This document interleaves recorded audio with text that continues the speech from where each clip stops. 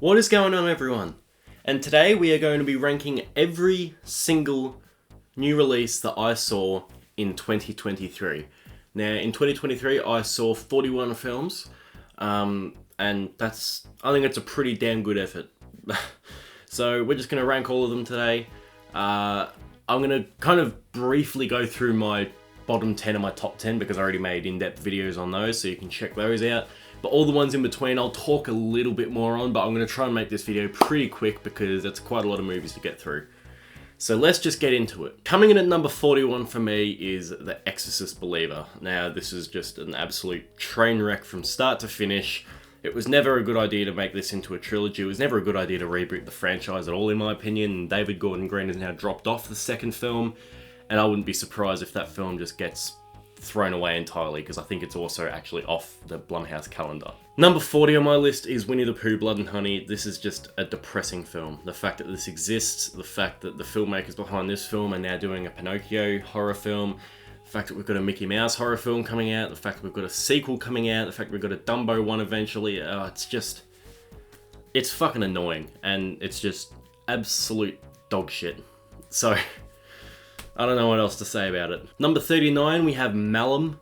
This was just I don't even know. It was just kind of like, trying to be all trippy and psychedelic, but ended up just being... It just gave me a headache eventually because the soundtrack was so overbearing, the visuals were so bizarre and silly that there was no way to keep up with what was actually happening, and then there was some like cult lore, and it was just a mess, and I didn't vibe with it at all. Number 38 is Children of the Corn.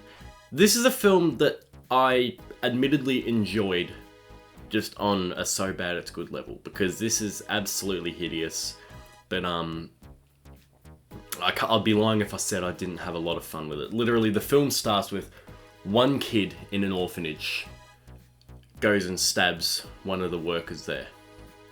So what do the police do? The police come in, lock the entire orphanage up, put a gas hose through the window, and just murder every single other kid in there. It's just like the most nonsensical stuff you could ever imagine. And that's how the movie opens, and it only gets worse from there. It's just like, what the fuck is happening? Number 37 was Knock at the Cabin. This one was really sad for me because I love M. Night Shyamalan, and normally, I'd say aside from The Last Airbender, normally his films are either great or so horrible that they're like memorable. This was just like just a meh film that was really kind of disappointing to me. I was kind of like, first 20 minutes was like, okay, I'm kind of into this, and then it was just kind of a repetitive structure that they just did again and again and again, and I got so tired of it, and then it just ended with a whimper, and I was like, now more than never, we needed a signature Shyamalan twist. And it was just like, it just kind of ended. So this film's just going to kind of fade into the past for me. I'm not going to remember anything about it. Number 36 is Sympathy for the Devil. This is kind of like a mixture of Collateral with Tom Cruise and Training Day with Denzel Washington and Ethan Hawke. It's just pretty underwhelming. It's kind of just a very dialogue-driven film. Nick Cage has some funny moments, I will say that, and Joel Kinnaman does okay for what he's given. But it's just a dialogue-driven film with pretty uninteresting characters, and then the reveals about the characters that you get later in the film are kind of just, not that interesting. So it was okay, I guess, but, nothing memorable at all. Number 35 for me was Barbie. Now, this one was just so low on my list because it just didn't play to me at all. I was kind of hoping that... I knew going into it that it wouldn't be a movie made for me, but I was hoping that there would be something that would make me latch onto it or enjoy it. And while Ryan Gosling is very funny, the film was message before story, and it kind of just stated the message rather than actually conveyed the message in a way to persuade people. It kind of just said things. It said things in a decently creative way, but at the end of the day, it was just kind of stating things without actually, trying to convince anybody of its argument. And it was just, I don't know. It kind of started just being pounding you over the head and being more of preaching rather than actually, telling a story. Jesus Christ, that sun is coming very bright. I apologize. At number 34 for me, we have The Boogeyman. Now, this is one that I went very, very hard on in my review for it, and I've definitely softened to it a little bit, because I do think there are a couple of well-directed sequences here. I think the actors do okay. And look, there is the well-directed sequences, I will admit, are kind of creepy in parts. The problem is that it's well done to a point that it's like, I've seen this a million times before, done better. Like, there is a scene in here, one of the better scenes in the film is basically just straight out of Poltergeist. It's just very derivative, which is a shame, and it makes it more forgettable. And it's one of those films too where this doesn't normally happen for me. I normally just, put all the logic aside sometimes just to have a good time. This is the kind of movie where logically, I could not get past this film, how fucking retarded the characters were. Like, seriously. This is the Boogeyman. They know it is afraid of light. The entire movie is just in pitch black. There's this little girl, she's terrified of this thing. It's fucking haunting her dreams. She's pissing her pants. What does she do? She goes down into the basement, turns all the lights off and plays Crash Bandicoot. And then, once it comes to the climax of the film, so they know very fucking well that this thing hates light. What do they bring to the very final fight? You'd think maybe a bunch of giant floodlights, maybe. Some really high beaming bright torches all down in the basement to trap it and lock it. What do they bring? They bring one of these fucking things. That's it. They fucking bring one of these and think, oh yeah, this will be enough light to fucking kill the Boogeyman. But just turn on the fucking lights! Number 33 for me is Indiana Jones and the Dial of Destiny. Look, it started off good, had a couple of good sequences in the middle. I think Indiana Jones is still, Harrison Ford, still plays Indiana Jones well. He's still got it in him, with the sense of humour and stuff. But my god, this film was dull and just, yeah, I don't know. I don't know if anyone else feels this way, but I still think of Indiana Jones as being like a quadrilogy. As much as I just think of it as a trilogy, I can't not think about Kingdom of the Crystal Skull because it's so ridiculous. But this film, even though it came out so recently, it's just kind of forgotten already. I feel like no one acknowledges that this movie exists, and that kind of just says something about the film itself. It's pretty dull. Number 32 is Beau is Afraid, Ari Aster's latest masturbatory adventure. I don't know. I don't fucking know. Number 31 for me is the Super Mario Bros. Movie. Now this one, admittedly, I watched it. I was like, okay, this is fine. It's fine. And I still think it's fine, but it's dropped down on my list because, god damn, is it so soulless and just feels like, people in big suits sitting around a table just making this. It doesn't feel like, it's a really passionate movie to me.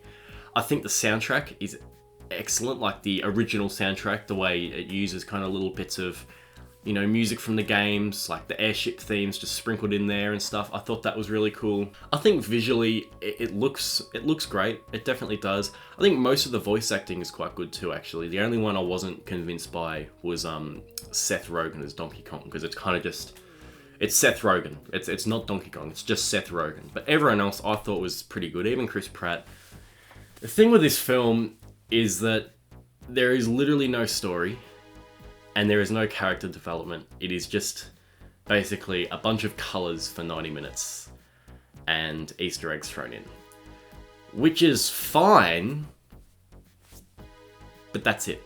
It's just fine. Coming in at number 30, we have Pet Sematary Bloodlines. Now, this is a film that I think most people, if they saw it, would have it a lot lower on the list. I have it kind of higher just because I do love the Pet Sematary world. I love spending time in Maine. I think it recreates the 60s setting really well. I like some of the soundtrack here, it really just gets you in that vibe.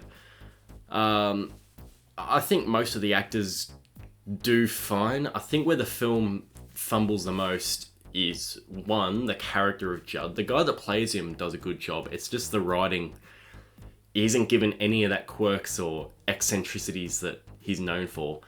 And two, it's kind of just like a prequel to Pet Sematary. Like, it's exactly what you'd expect it to be. Even though at the start it kind of introduces some topics about like war and PTSD and Vietnam and stuff like that that could be really interesting, it's kind of thrown aside in the end. The second half of the film is a lot less interesting. It's entertaining. Like, it's kind of just like an action zombie thriller. It's very gory and like fast paced, but it's just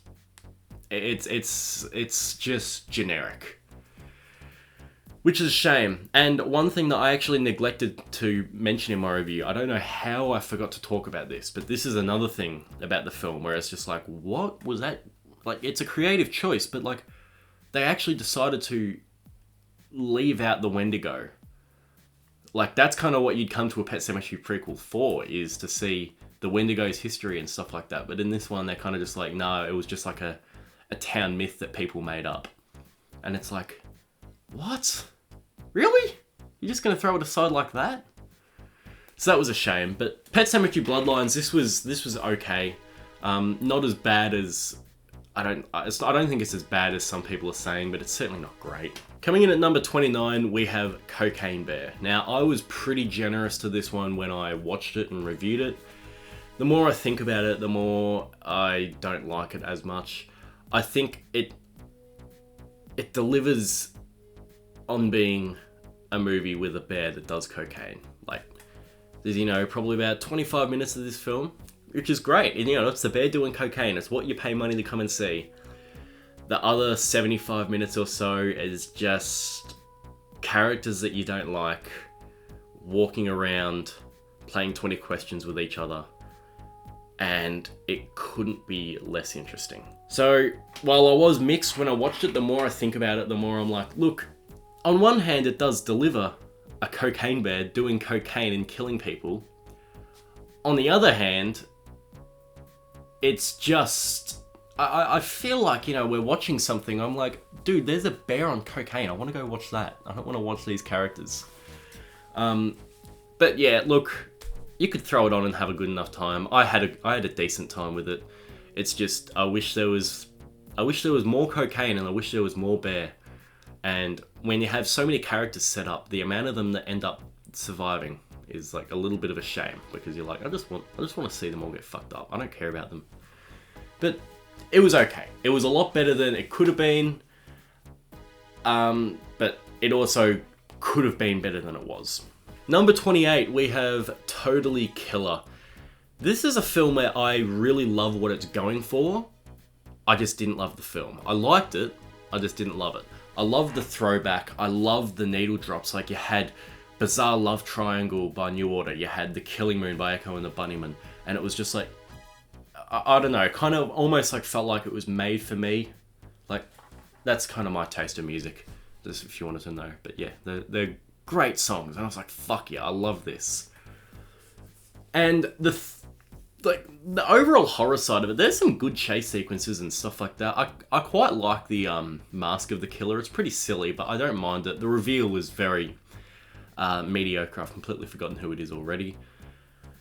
Main problem with the film for me was the fact that it was very much trying to compare different generations and different time periods.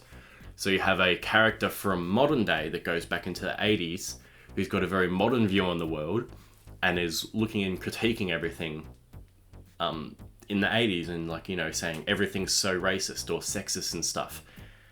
And on the other hand, you have all the 80s characters looking at her and saying what a fucking snowflake she is and stuff. I appreciate that it was digging at both sides, but it's just not the kind of humour that I look for in films. So I was just like, come on, can we just have like a really cruisy, fun little 80s throwback slasher? And it just wasn't for me.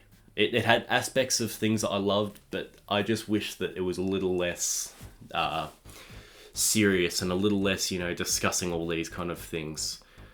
because it kind of made the main character a bit unlikable, and it made a lot of the 80s characters also unlikable, because that was kind of like, you know, their main personality trait. Number 27, we have Wonka. Now, I reviewed this one a couple of weeks back. It's fine. It's got hit written just all over it. But as a film, for me, it was fine. It was a Wonka movie. It was, you know, charming enough. The visuals were great. I thought the humour, especially from Keegan-Michael Key, was hilarious. A lot of Timothée Chalamet's humour didn't land for me, and I never bought him as being a younger Gene Wilder. But it's a pleasant film to watch. It completely misses what I think the Wonka films should have, and that's kind of like dark undertones of everything.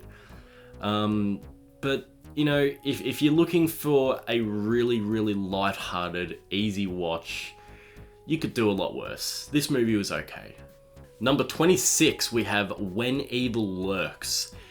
This is one that I was really excited for, because this premiered at Fantastic Fest, I think, and all I heard was just nothing but big buzz about this most disturbing, brutal fucking film.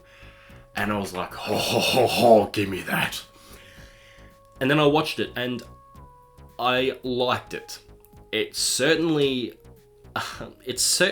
brutal, and it certainly delivers on the gore and the disgustingness, and there are just random explosions of violence at points where you're just like, holy fucking shit, that's nuts. And I think that also it's a really interesting take on demonic possession, where it's almost like it's more of like a plague or like an outbreak, rather than, you know, actually, you know, just people getting possessed. No, it's people just bursting out into violence and stuff, which I thought was really interesting.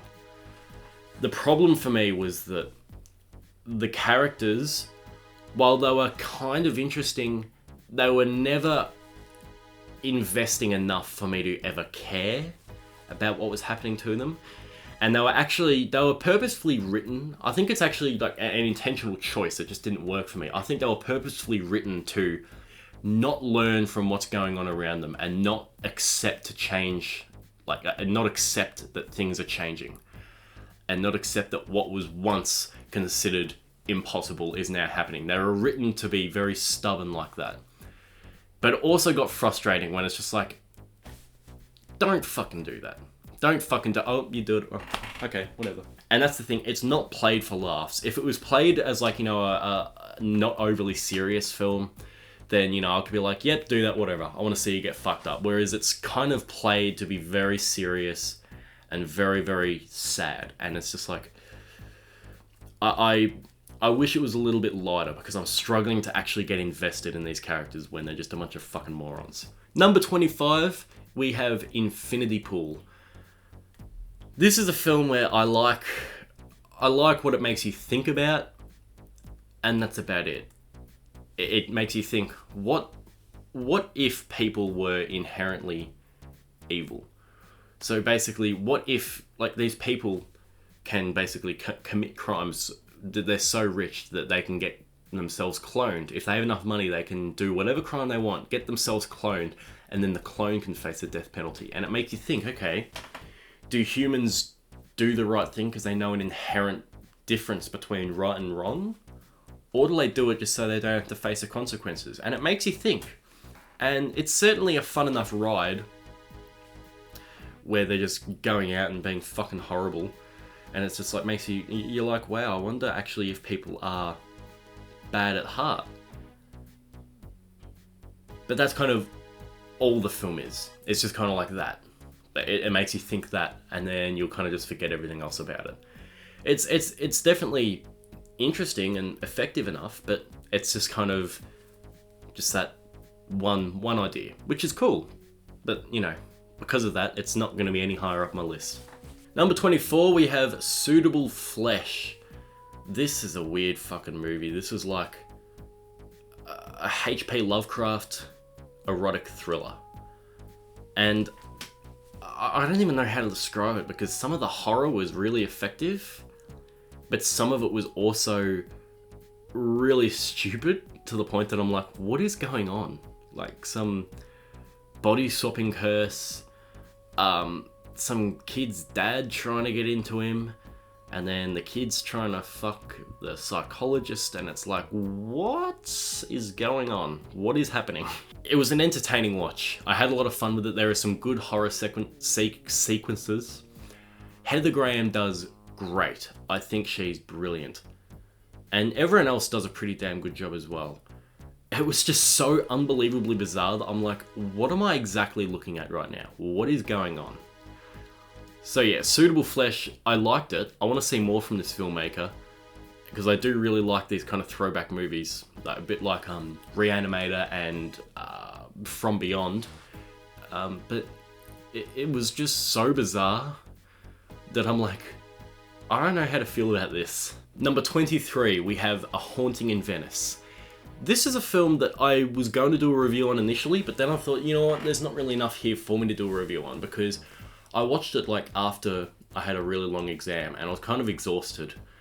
And I feel like if I watched it now, I'd like it more than I did.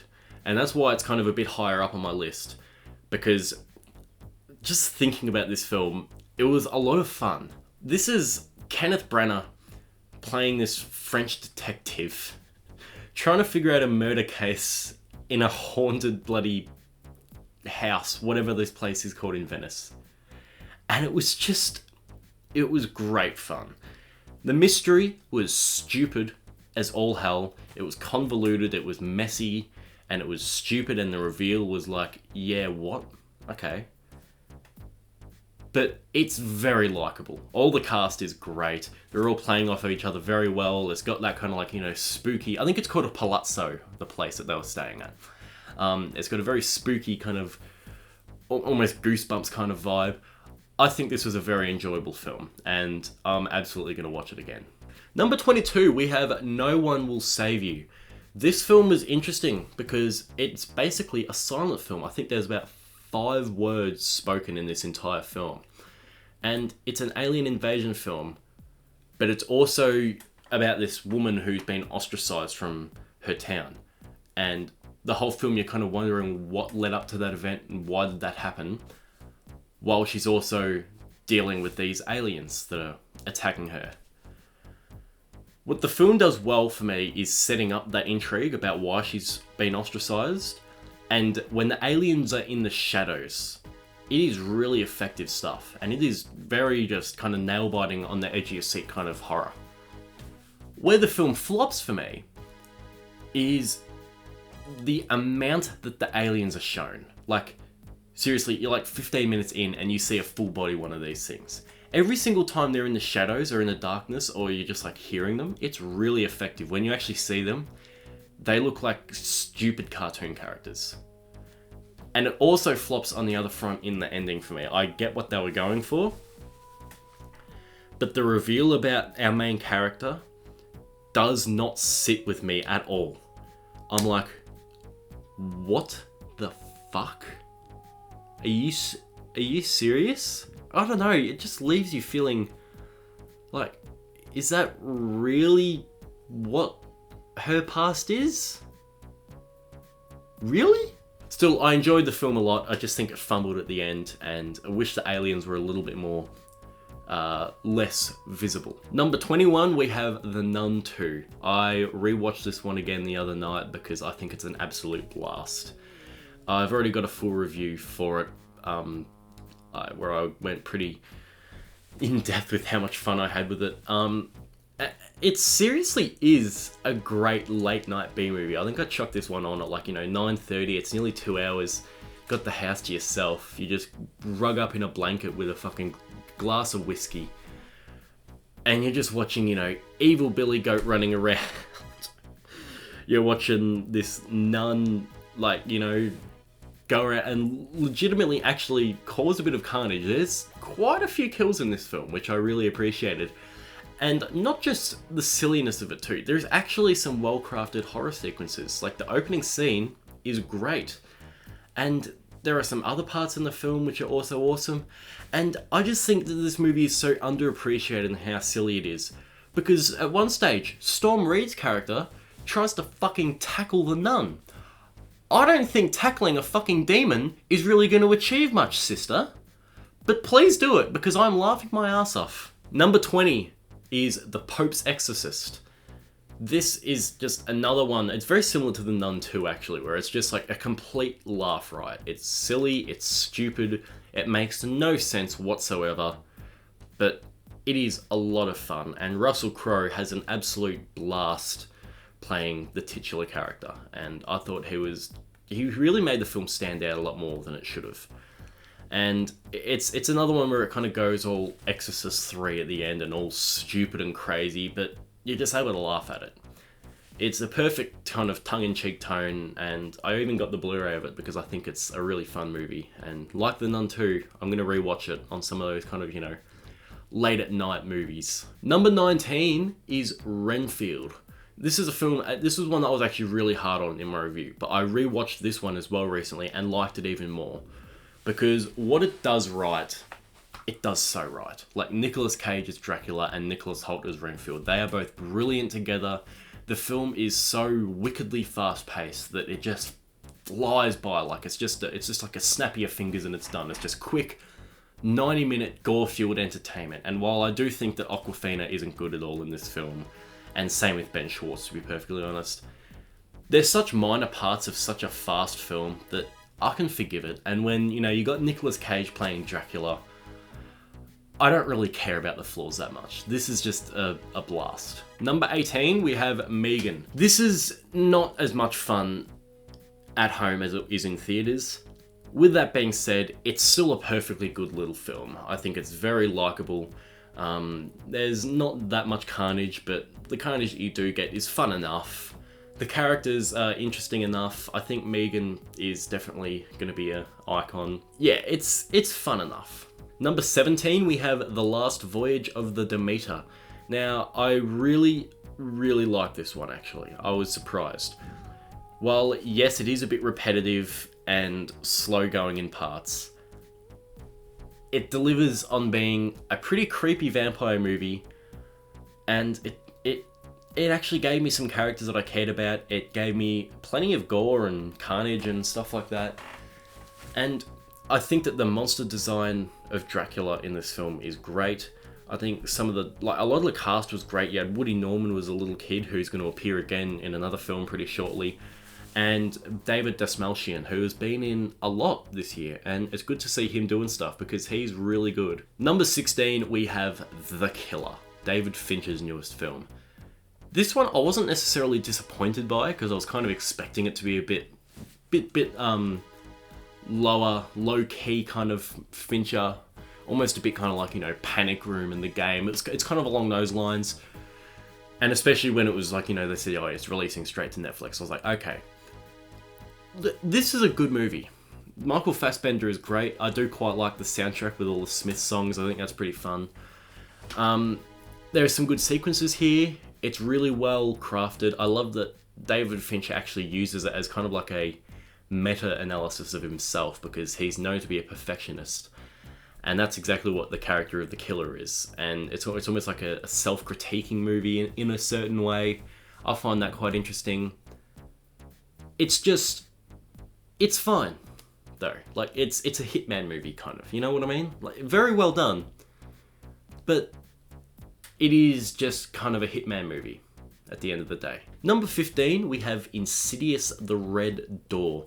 Now, I like this one way more than most do, I think, because while I can acknowledge that on a story front, there's not really that much here, I think it gives us a satisfying conclusion for the characters. Like, at the end of Insidious 2, I was like, okay, with this, does they just forget everything? That's just gonna solve it? Like, it just kind of seemed a bit weird. I like that this addressed that. I think Patrick Wilson does a great job behind the camera. He frames some scares really, really well. It's a very, very heartwarming movie too. Like, you wouldn't expect it to be, but that's what it is. When you have this family that's kind of been torn apart and they're just kind of trying to rekindle everything.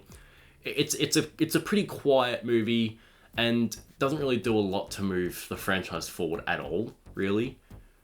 But I think what it does right, it does really right, and that is with the characters, giving them a satisfying send-off. And I was really pleasantly surprised with this film. Number 14 on my list is Saltburn. My fucking god, Saltburn. Look, the more I think about this film, the more I'm starting to like it. It is, like, ridiculous. It is just... I don't even know how to describe this film.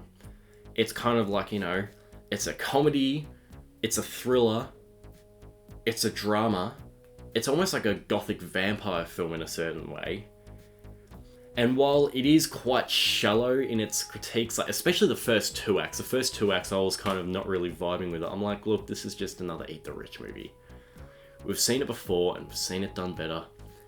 But with the kind of aggressive over-the-top style that this has, and the just weirdness from Barry Keoghan's performance, it ends up kind of standing out.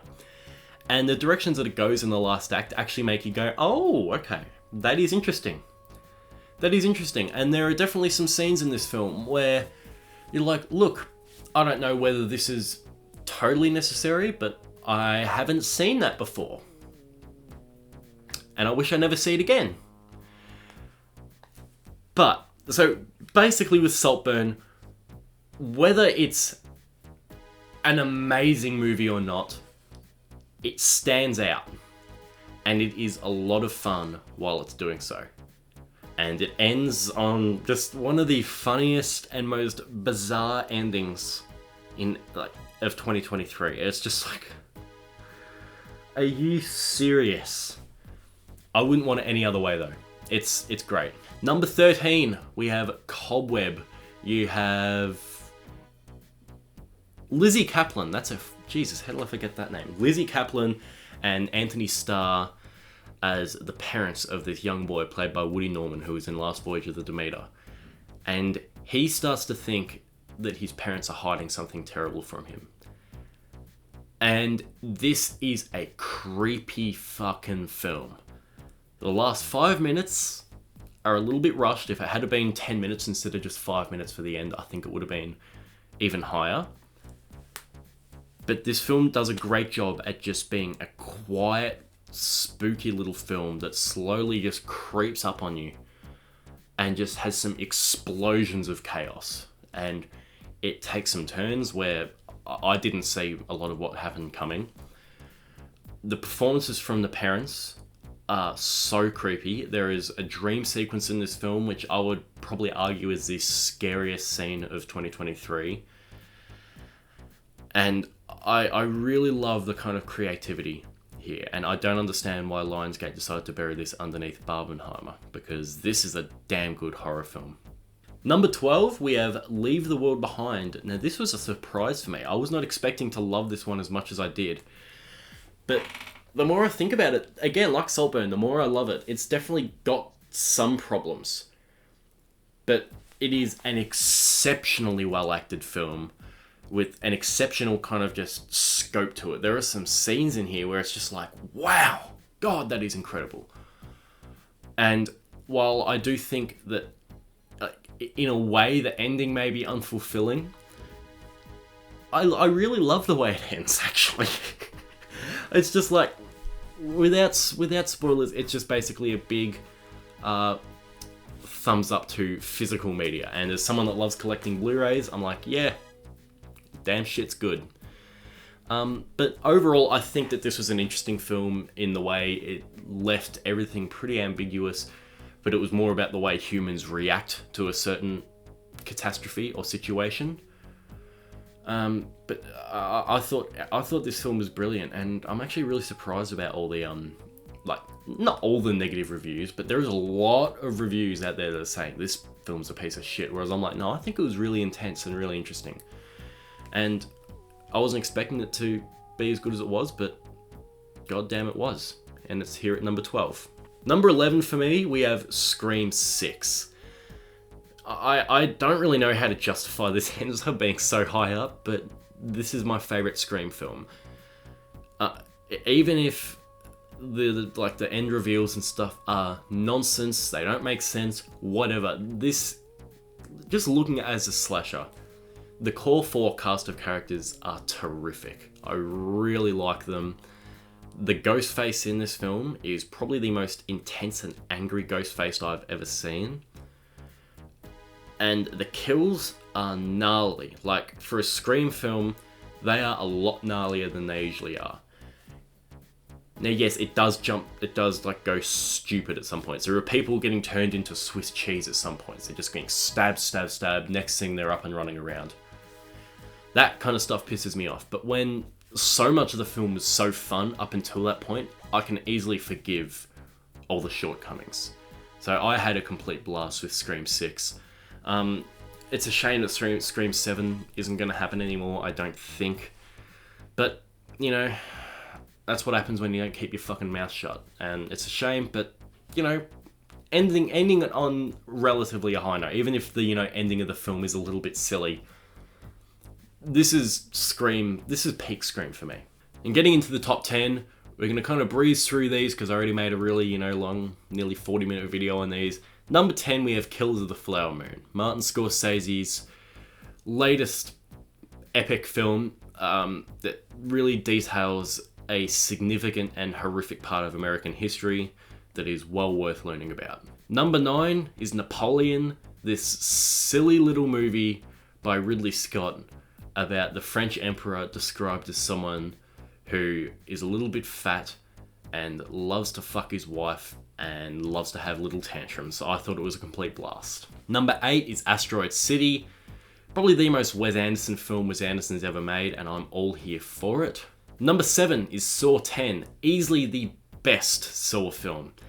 I loved it. I loved almost everything about it, and I'm still in shock that it's as good as it is. Number 6 is Five Nights at Freddy's. Where the Mario movie flopped for me, the Five Nights at Freddy's film succeeded for me. Basically, this film had all the Easter eggs and stuff that the Mario movie had, but it felt more like it was an actual movie for the fans than the Mario movie. It felt less soulless to me. It felt like the filmmakers knew everything that a Five Nights at Freddy's movie should be, and it does attempt characters and story as well, which the Mario movie just didn't.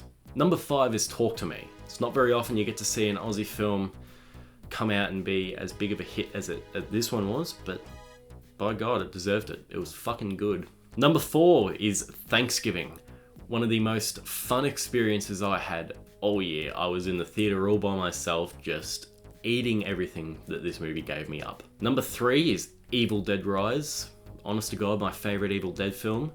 I absolutely loved everything about it, taking it from the kind of changing locations and changing the cast of characters from like friend group to family really made it more impactful and intense for me.